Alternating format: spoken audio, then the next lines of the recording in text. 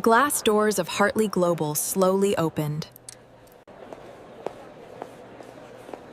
Over 300 employees in the lobby stopped what they were doing. Another day, another lead. Hartley Global. Let's see what they're hiding. No one recognized her except a 70-year-old security guard. His coffee cup dropped and shattered. Miss Evelyn? He stammered, his eyes wide. Evelyn stopped, looked at him for a few seconds, and smiled very gently. Good morning, Uncle Howard. Looks like you're still working here. Always. Good to see you, Evelyn. Oh my God. Evelyn, is that really you? Look at you. You've grown up so much. Evelyn smiled. So has this company. Then she continued walking. The lobby began to whisper. Who is she? She walks like she owns the building. What no one knew was that Evelyn actually owned most of this building. Meanwhile, on the 48th floor, Richard Hartley was preparing to sign the biggest contract in the group's history. A $12 billion merger. Lawyers, investors, and champagne were all ready. Until the boardroom doors burst open. The secretary ran in, panting. Mr. Chairman. I said no interruptions. Sorry, but she has arrived. Who? Who? Your daughter. What? For the first time in years, the most powerful man in the group looked terrified. The room fell dead silent.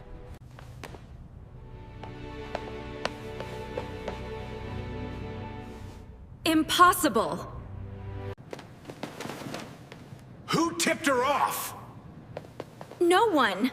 She just walked into the lobby. So what? She lives in Europe. She'll leave in a few days. You don't understand the danger.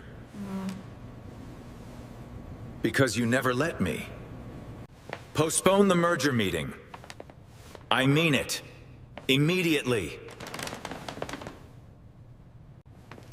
A $12 billion deal. Are you serious? My daughter is more important.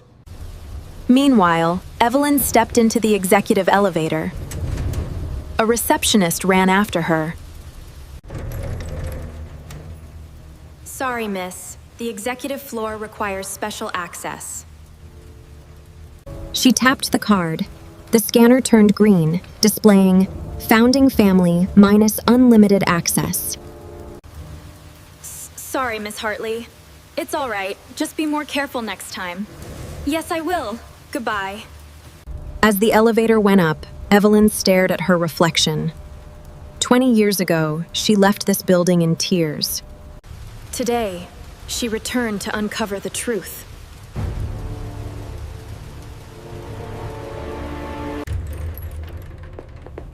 The doors opened on the 48th floor. Richard Hartley was already waiting. You came. It's been a long time, Father. 10 years too long.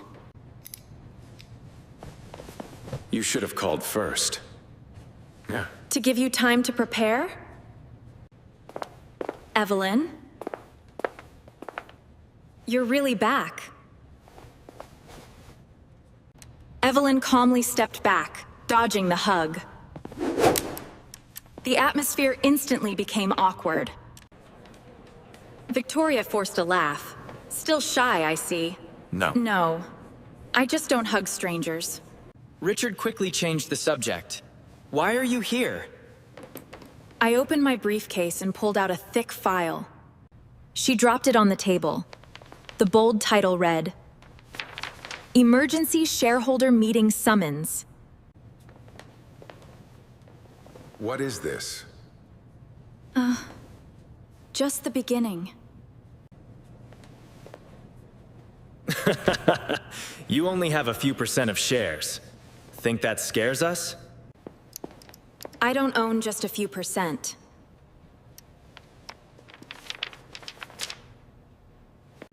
The lawyer opened it. His face turned pale, and he looked at Richard in absolute shock. Mr. Chairman, Miss Evelyn now holds 51% of Hartley Global's shares. This is preposterous! How did this happen? No. She can't control this corporation.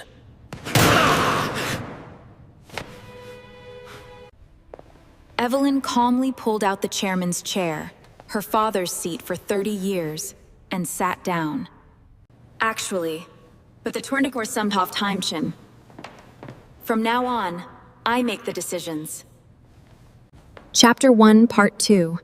The room fell dead silent. Richard stared at the legal documents in pure disbelief. He snatched the documents. Every stamp, signature, and page was completely legal and flawless. Where did you get these? From those who no longer trust you. The doors opened again. 3 elderly men, the founding shareholders, walked in. Sorry, Richard. It's time for a new generation. We promised Grace to protect her child. We failed for too long. Are you crazy? Handing the Empire to a 28-year-old girl? No. We are handing it to the person who deserves it. You idiot! You'll destroy everything! Oh, Lucas, you're the one who lost control! I won't let you get away with this! Already have. No, I am just fixing what you broke. Alf!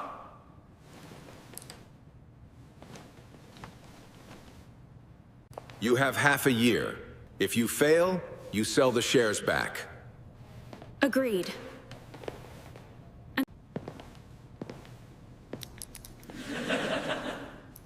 You still think you have the power to make conditions? She took out her phone. The large screen lit up, displaying a highly confidential financial report. What is this? It's internal data. Shell companies, offshore funds, and massively inflated contracts. It ends tonight. Shareholders panicked, demanding answers. Richard! How could this happen? This is unacceptable! Richard stared at the screen. These documents are fake! Am I right, Mark? I'm not sure I understand. Shut up! Who should you listen to?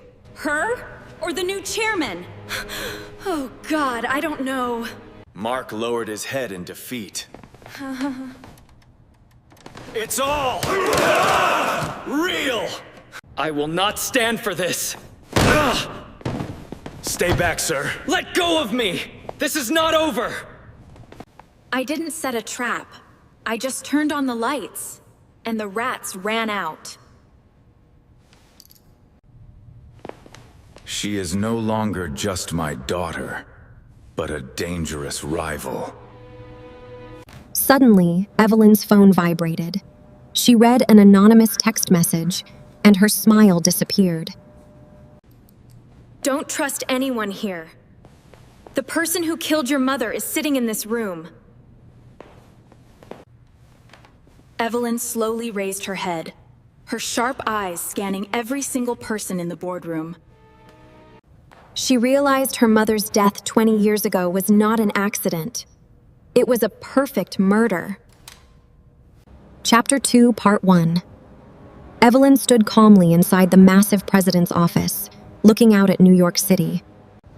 The office looked exactly as she remembered. There was a family photo on the desk, but she wasn't in it.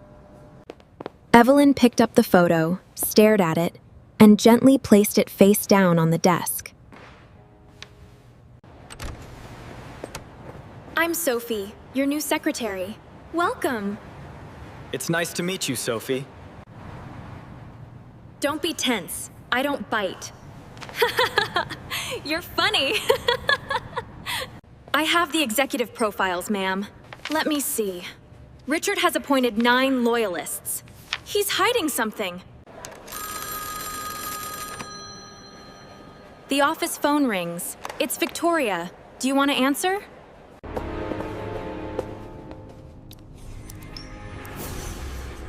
You are playing a very dangerous game. Are you worried about me, stepmother? No. But I'm disappointed in you. You don't understand your father or your mother. Don't dig up the past. I have to know the truth. Evelyn stopped spinning the pen. The call disconnected. Victoria definitely knew more than the police. Mr. President, are you in there? It's Howard. Come in, Howard. What's the matter? Howard pulled out a small, old wooden box. I kept this safe for 20 years, he said.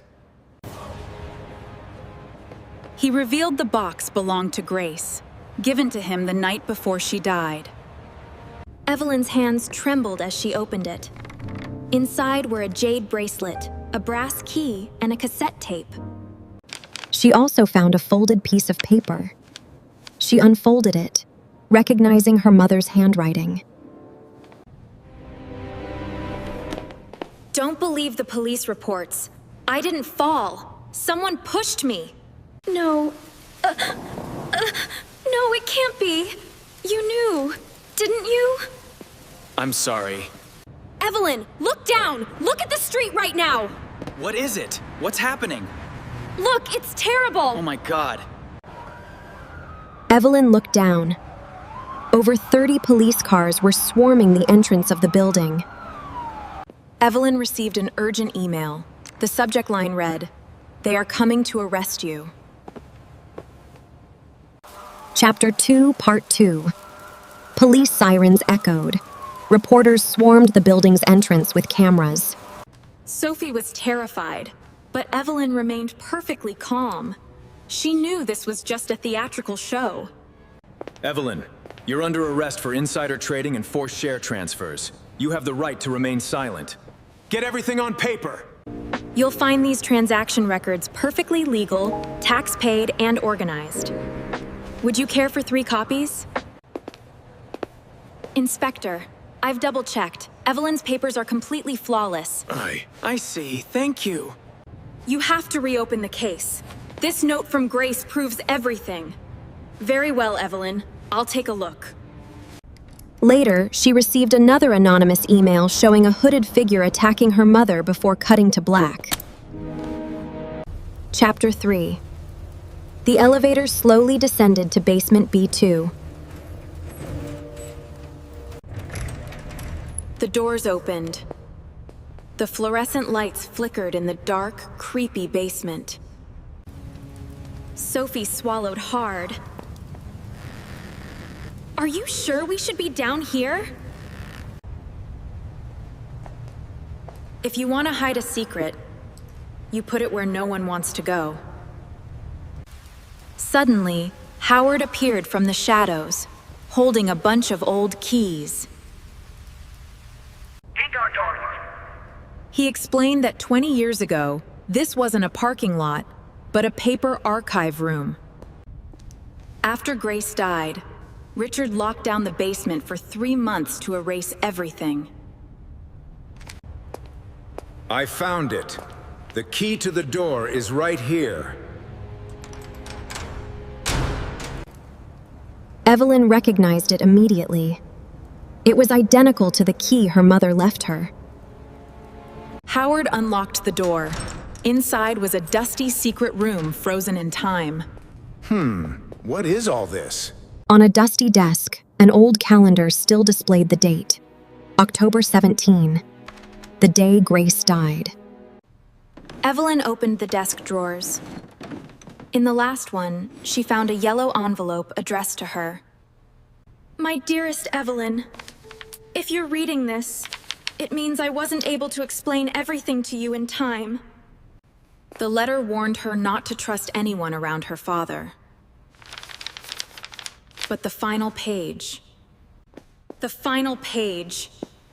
It's been violently torn out. Someone took the killer's name. Howard bent down and pulled a small iron box from under the desk. I think I found something. What is it? Camera 7 executive floor, 17 October. The night of the murder. Suddenly, all the power in the basement shut off. Total darkness. A heavy metallic clink echoed. The thick metal door was locked from the outside.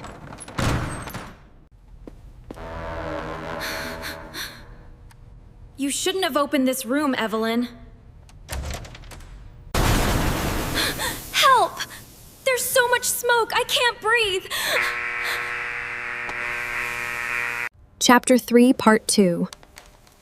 Evelyn remained calm, quickly stuffing the VHS tape into her bag. She turned on her flashlight, noticing the smoke was being sucked toward a corner. Howard remembered. He pushed the heavy filing cabinet aside with all his strength. He needs to find that secret design. A hidden escape door was revealed. They quickly crawled inside, just in time. As the door closed, a massive explosion shook the tunnel. The enemy just erased the evidence. They walked through the dark, damp tunnel for 10 minutes until they saw light. They exited behind an old warehouse. 3 black SUVs were already waiting for them.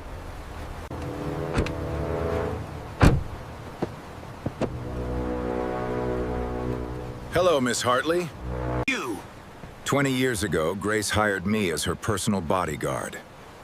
I'm Daniel Brooks, security director. You're the one. I am the one who hid the VHS tape. You want to know where I've been? I just spent 15 years in a cell, framed for Grace's murder.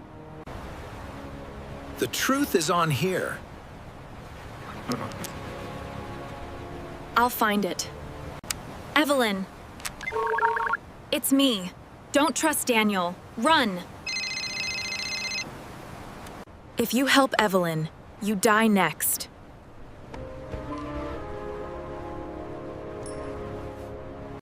Chapter 4. Daniel deleted the text and smiled grimly. They were both targets now. Daniel showed an old photo, proving he secretly protected a 16-year-old Evelyn in Switzerland. Get down! Everyone, get down! Take cover now! Sniper, left building! Get down! A sniper bullet shattered the SUV's glass. Everyone dove behind the wheels for cover.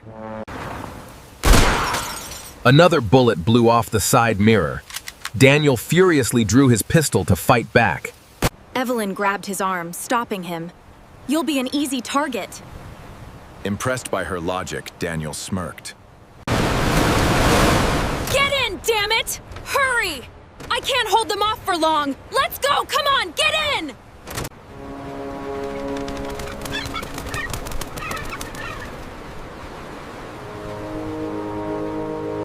Olivia. She's former FBI. Glad to be here. We have a lead. Olivia pulled out an old VHS player. The team gathered around as she inserted the tape. We had a deal, Grace, Don't talk to me about deals, not after this! but the plan was sound. It wasn't, Richard. You ruined everything. What is that? Look closely. I think he's trying to warn us. Who are you? Just as the figure reached for Grace, the video violently glitched into static and cut to black. The last 3 crucial minutes were intentionally overwritten. I saw the timestamps myself. Olivia checked the envelope and found a tiny SD memory card with Camera 12 written on it. Daniel turned pale. Camera 12 was a secret camera Grace installed inside Richard's private office. Chapter 4, Part 2. Olivia plugged the SD card into a computer. Hidden video files appeared. They watched the final video. Victoria angrily slapped Grace. Grace tried to leave. Richard grabbed her arm. The video glitched. When it cleared, Grace was gone. Richard and Victoria stood in silence. 15 minutes later, a maintenance man entered, swapping the camera hard drives to hide the crime. Olivia zoomed in on the man's wrist, revealing a dark tattoo of a raven. Raven is a shadowy mercenary group hired by the rich to perfectly cover up murders. Evelyn realized a massive syndicate was behind her mother's death, not just her family. Olivia opened the final file. It was a secret audio recording made by Grace. Richard, the scariest thing isn't you. It's the person behind you. Tell Evelyn not to look for the one who pushed me. Tell her to look for...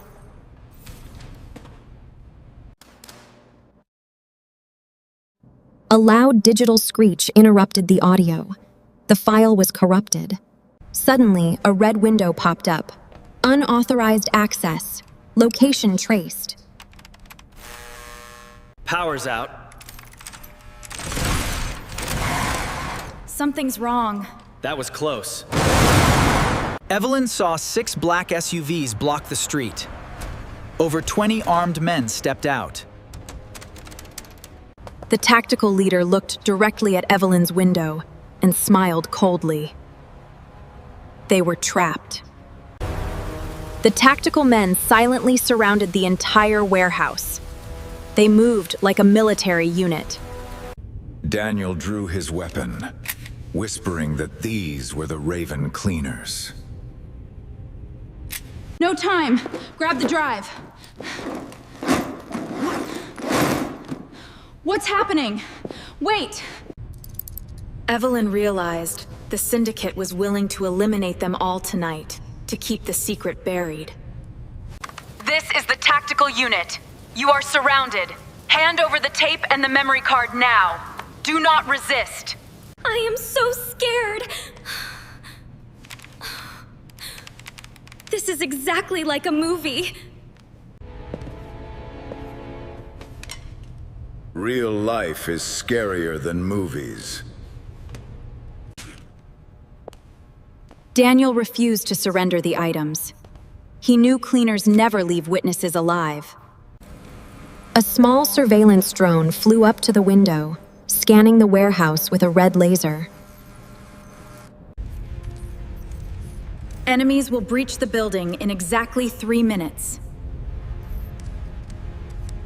Ugh, running again?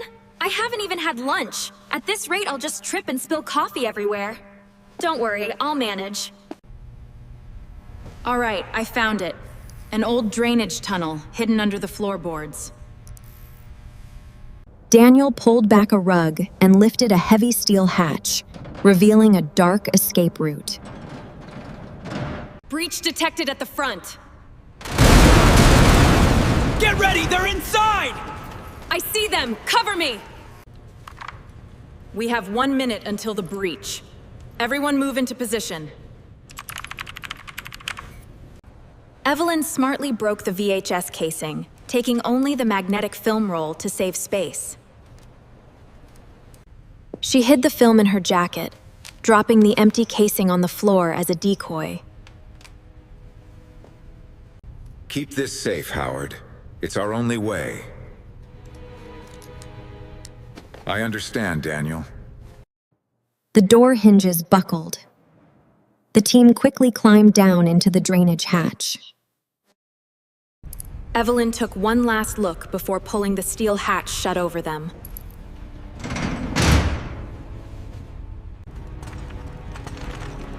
Instantly, a massive explosion obliterated the warehouse above them. Raven never wanted the files. They just blew the place up to destroy the evidence completely. We have to move. They navigated the pitch-black tunnel, eventually reaching an exit ladder near the river. They climbed out onto a desolate old pier by the Hudson River, breathing the cool night air. What do you think will happen now? We need to keep moving. We can't stop here. Evelyn suddenly stopped.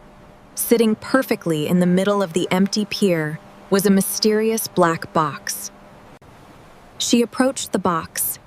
There was a white note taped to it with her mother's handwriting. The note read, "Congratulations on passing the first test." It was signed Grace. Evelyn stared in shock. Her mother had been dead for 20 years, but this box was brand new. Olivia scanned the box. It was safe, but manufactured very recently. Evelyn opened it. Inside were a vintage phone, an envelope, and a key engraved with 308. Recognized. Code 1017.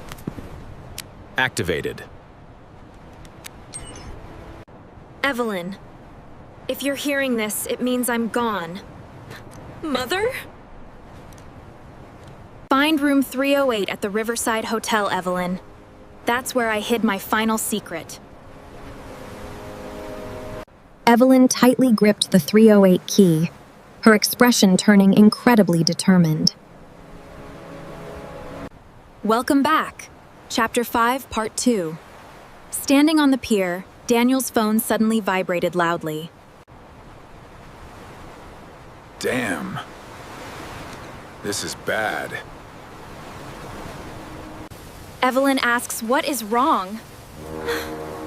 Look at this. It's him. Oh my God! He's there. Live news. Headline accuses Evelyn Hartley of stealing corporate assets. Investigation underway. The anchor announced she was colluding with a criminal. Daniel's mugshot appeared on the screen. Howard clenched his fists angrily. They are completely slandering us. No, they are manipulating public opinion to frame Evelyn. We need to expose their lies before it's too late. She warned that if Evelyn was killed now, the public would just believe a criminal died. Right at that tense moment, Evelyn's phone rang. She looked at the screen and froze. The caller ID flashed, Richard Hartley. She stared at her father's name for a few seconds. She calmly answered, "Evelyn, I want to see you. And where do you suggest we meet, Richard?" For what? I'm done playing games. Tell me, what is this really about? Richard instructed her to come to the old family mansion tomorrow morning at 10 a.m. He promised that if she came, he would finally tell her why her mother had to die. Come closer, and I will tell you. The call ended. Evelyn looked at the dark river, absolutely determined. Are you really going to meet him? After everything he's done? Evelyn nodded, gripping the 308 key. Yes, but first, I must visit the hotel. She had a strong feeling that the secret in room 308 could destroy her father's empire. Chapter 6, Part 1. The next morning at 9 a.m., the black SUV drove through Manhattan. They stopped at Hotel Riverside, a 70-year-old classic building frozen in time. Evelyn looked up at the third floor. She knew her mother planned this 20 years ago. Mr. Thomas? Yes, how can I help you?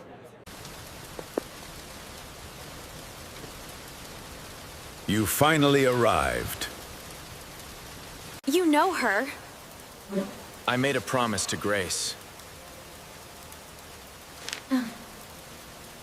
Thomas pulled out an old, yellowed guest register book and dusted it off.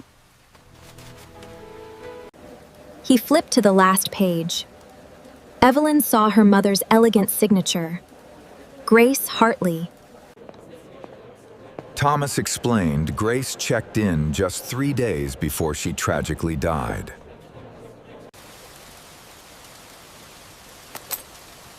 This is the 308 key. Yes, it is the right one. Many strangers have been asking about this room recently. You need to be careful. Tell me, who were they? I'm sorry, sir. They never left their names. Move fast, we don't have much time left.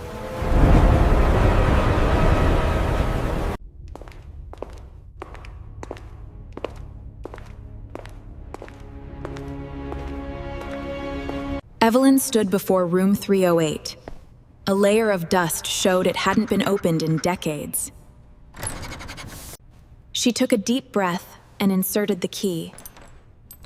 It clicked open smoothly. The heavy door slowly creaked open. The smell of old wood drifted out. Inside room 308, everything was frozen in time. A vintage bed and an old wall clock. I could have sworn you were here just a second ago, Grace.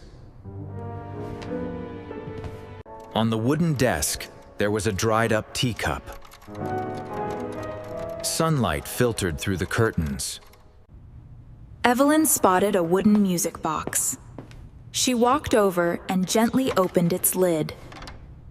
A nostalgic melody began to play. Evelyn's eyes filled with tears, remembering her childhood. She used to sit by the window listening to this box for hours, waiting. Daniel started inspecting the room professionally. He stopped at a large wall mirror. It is hollow. Not a solid wall. Something is behind it. This wall is thin. Together. Okay, it's heavy. Push it out. There it is. Sophie gasped excitedly. Evelyn tried the 308 key, but it needed a combination. Thomas recalled Grace's riddle. The first door opens with a key. The second opens with a memory. Evelyn looked at the music box. She remembered a secret number her mother taught her. She slowly turned the dial, inputting the numbers 1017. The safe clicked loudly and sprang open. Inside sat a blue diary, an envelope, and a silver USB. My darling Evelyn, if you're reading this, please know how much I love you and how sorry I am I couldn't be stronger. The diary warned, the most dangerous person is not Victoria or Richard. It is the person they both fear. The room fell dead silent. Daniel realized the conspiracy was far beyond Richard Hartley. Suddenly, heavy, synchronized footsteps echoed from the hallway outside. They had company.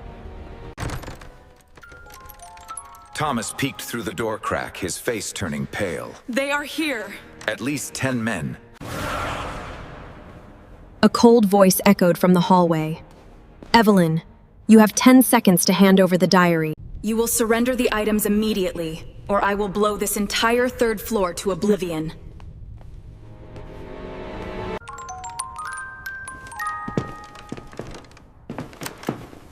You aren't getting this from me.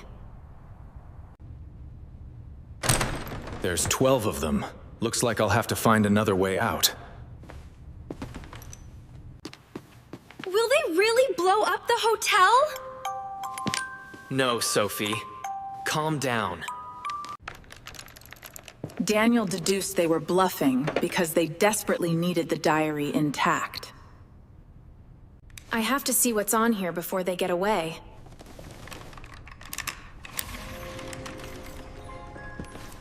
A single file popped up. Project Phoenix. Daniel's face instantly turned white with fear. Project Phoenix was a legendary FBI money laundering case that was suddenly and suspiciously shut down years ago. Hundreds of shell companies, fake accounts, and secret offshore contracts flooded the screen. A massive web was shown. Hartley Global was just a small branch of a giant empire. At the very top of the criminal pyramid sat a single name: Edward Blackwood. No, that's not possible. I remember that name. 23 years ago. Edward Blackwood is Richard Hartley's adoptive father. Evelyn was stunned. She never knew her father was adopted, nor had she ever heard of Edward Blackwood. Daniel realized Richard was just a puppet operating for Edward's massive syndicate. Richard begged me to stay silent, or Edward would kill us all. The final sentence read, "If you ever meet Edward, do not let him know you read this."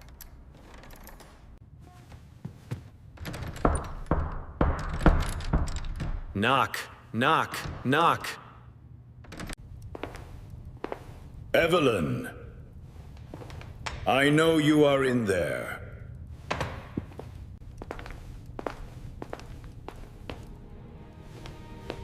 I also know that Grace left her diary for you. Daniel backed away from the door, his hands trembling. He recognized that terrifying voice. For years, I only heard this voice on encrypted calls. I never saw the man's face.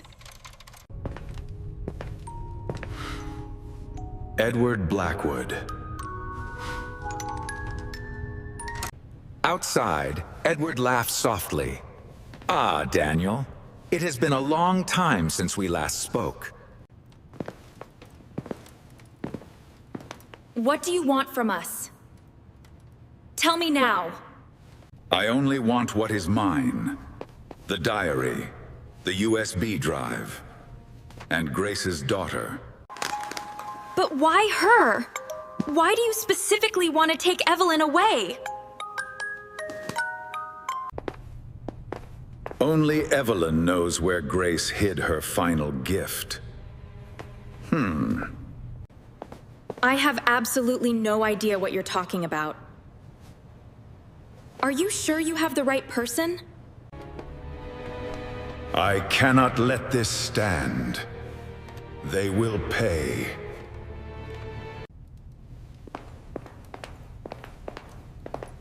You really are just like your mother. Even now, you still don't know that Richard Hartley is not your biological father. The entire room froze completely. The silence was deafening as the shocking truth sank in. The blue diary slipped from Evelyn's trembling hands, falling onto the floor. Uso! Sophie, are you saying? 信じられないな。 The time has come. Open up, Daniel. Your debt is due. He wasn't my father. 20 years. All that hate. All these years. For the first time, her confident facade broke, showing profound confusion and betrayal. You are late. But then, I expected no less. Evelyn realized everything she had investigated was just the tip of a terrifying iceberg. Evelyn, we need to break out through the window. The door is a death trap. Daniel nodded, pointing his gun at the locked door to cover their escape. I have to know the truth. She wouldn't let Edward win. She would uncover her true identity and destroy Project Phoenix. Evelyn glared at the door one last time, ready to fight for the ultimate truth. See you next time. Welcome back. Chapter 7. Evelyn stood frozen. Edward's words echoed. Richard is not your father. Don't listen to him, Evelyn. He's just trying to break you.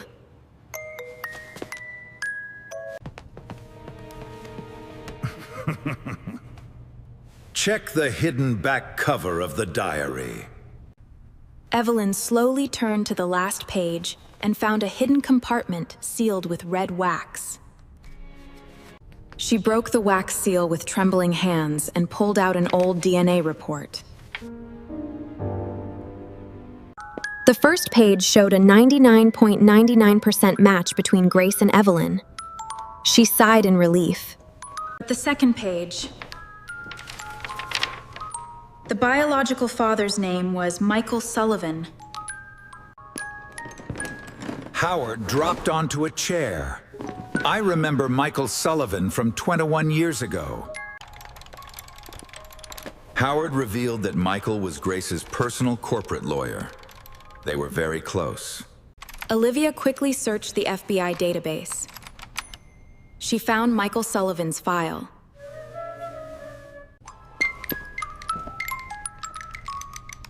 He mysteriously disappeared exactly 1 week after Grace died. Edward, why don't you come inside and take it yourself?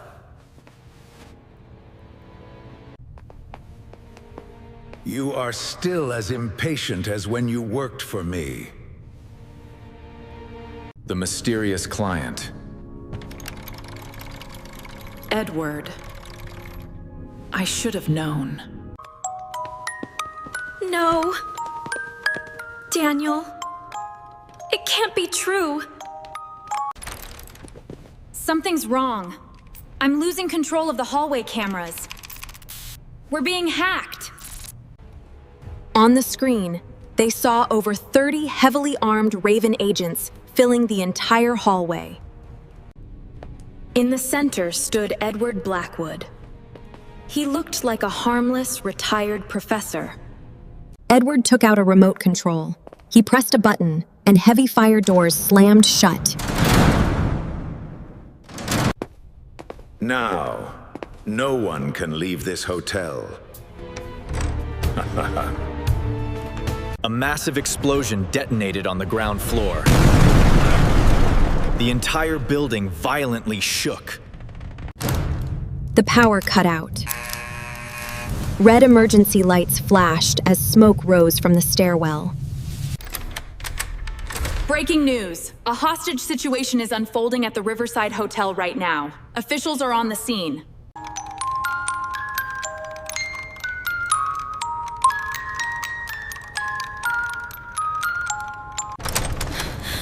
No. If they die in the fire, they'll believe Evelyn was a criminal. We must escape to the roof. Immediately. Now. The door won't hold much longer. We need to secure this now. Keep the diary safe, hide the drive. I can't let them find it. Keep moving! We've got to find a way out. Cough! They reached the rooftop door. Suddenly, a gunshot blew the lock wide open. You are right on time. Now, we proceed to the final phase. Roar. Hand it over. The game ends now. Daniel instantly aimed his gun at Edward. Edward just smiled calmly. But You won't shoot. You still haven't overcome the guilt of 20 years ago. Richard didn't shoot the gun, you did. No, I didn't. I couldn't have. Daniel turned pale and dropped to his knees as crushing memories flooded back. Grace, no. Edward admitted he drugged Daniel to alter his memory, making him pull the trigger. Ha! He never stood a chance. she didn't see a murderer, just a broken man manipulated by an evil mastermind. NYPD, we have you surrounded. Surrender immediately and place your hands in the air. Edward smiled triumphantly. His trap was perfectly executed. I have to know what's inside. This is my last chance. Inside was a photo of a young boy. The note read, "Don't look for Edward's son. Call it up. Because he will find you himself. What does that mean? Father.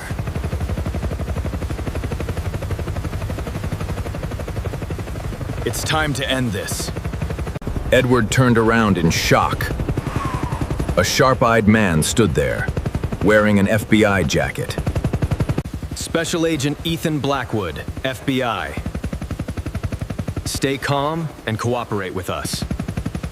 I've found the proof. I won't cover for you anymore. It's over. Do you really think the FBI can defeat my empire? Breach protocol initiated. Go!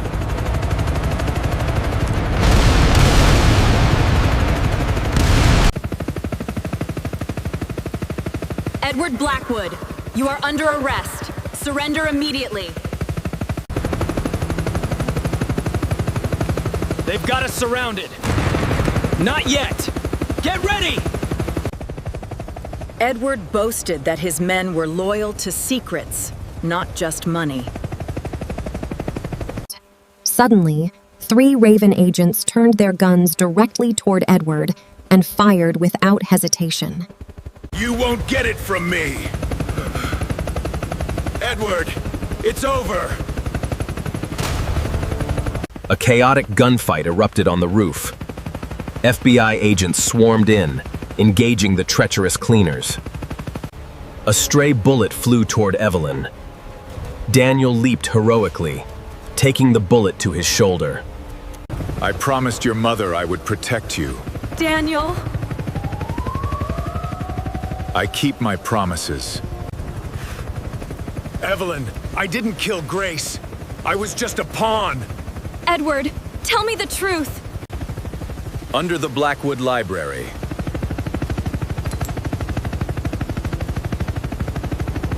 Don't trust the Hartley Global Board. He closes his eyes forever. Ethan picked up his father's broken cane. Inside the handle, he found a hidden microchip.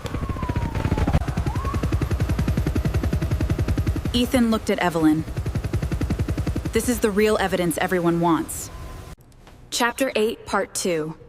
The next morning, Evelyn stood safely in a bright FBI investigation room. The microchip. It contains the full Project Phoenix list. Yes. Olivia was amazed. The documents proved half the Hartley Global Board was guilty. Howard sat quietly, realizing the corporate empire was built on blood and betrayal. In a bright hospital room, Daniel was recovering. He looked out the window, resting peacefully. Visited him. She read her mother's final note, forgiving Daniel completely. After 20 years of guilt, I'm finally free. Thank you. 3 weeks later, a massive press conference was held. Richard Hartley stepped up to the microphones. I have been carrying this secret for too long.